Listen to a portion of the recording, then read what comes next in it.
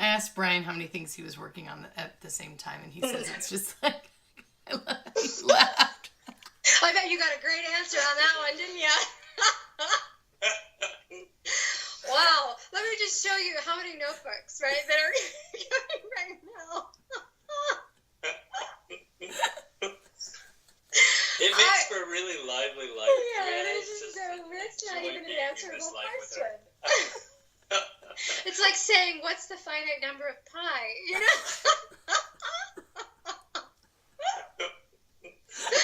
Oh my gosh. Yeah. So, what about you, though? Is it the same thing? Is it the same laughter? Yeah. Or is it different? I think, there's the thing you think you're working on. Right. And then there's the thing it really ends up diverting towards.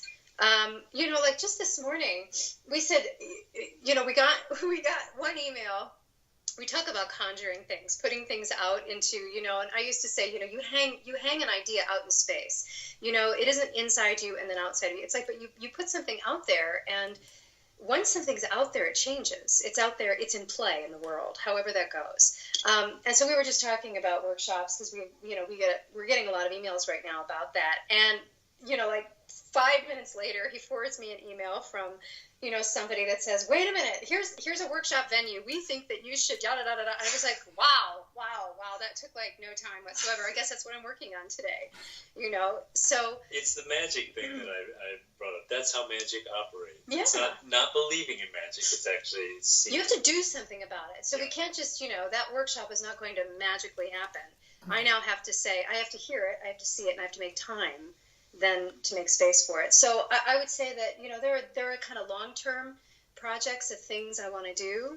And there are reading like 6 books at a time, going back and forth, depending on what is calling.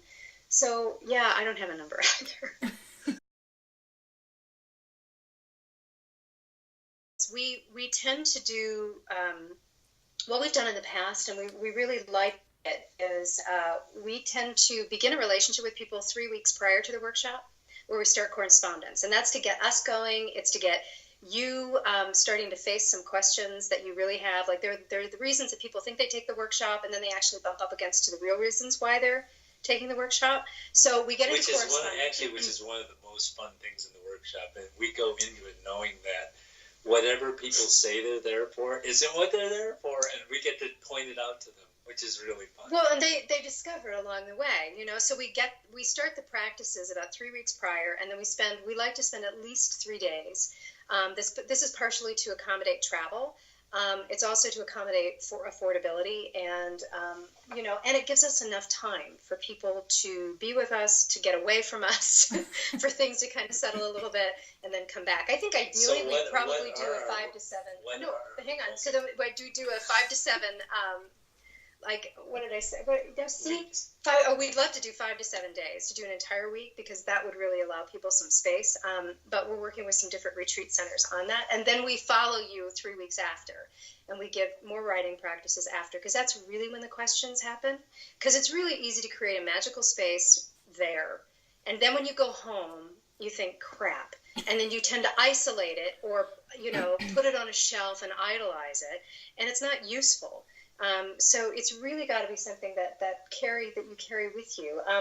But yeah, we tend to do, we've done writing in the body, because all of the work is dealing with your whole self. So a lot of creative workshops just deal with like your mind, or they deal with, they don't take into account the fact that we function as one whole self. You cannot separate the mind from the body. So if you're just doing so that a lot of times when people are writing, for example, they will crunch in. Well, if you crunch in, you're actually making yourself smaller. You're restricting your breath patterns, and that changes the functionality of your brain. Oh, yeah. Physiologically. So you begin to say, okay, or this idea of stress, if you're thinking, what you think can actually move the tissues in your body. And so there's huge power in the way that you talk to yourself. And it isn't just being positive, because that doesn't take into account the reality of everything that you're actually dealing with. And so there's a lot of almost stuff you need to get through to even get at the creativity, because there are so many opinions and just old thoughts and old patterns around it. That's what we basically work with folks on. I mean, it tends to be writing. It has been writing as an entry point. As an entry point, yeah. And but what we've also started doing is just the way people moving physically through their daily habits, through the physical things they have to do in the world, and how you talk to yourself. Well, and you've also done voice. And I've done a lot of voice work.